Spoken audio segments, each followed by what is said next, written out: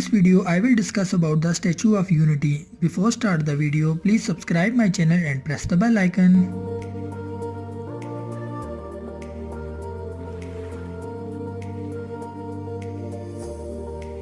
It depicts Indian statesman and independent activist Vallabhbhai Patel, who was the first Deputy Prime Minister and Home Minister of independent India and adherent of Mahatma Gandhi.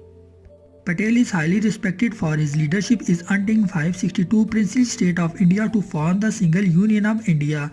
The statue located in Gujarat on Narmada River facing the Sardar Sarovar Dam, 100 km southeastern of the city of Vadodara.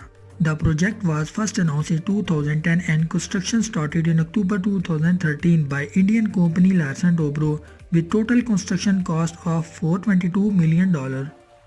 It was designed by Ram Visutar, was inaugurated by Prime Minister of India Narendra Modi on 31st October 2018, the 143rd anniversary of Patel's birth.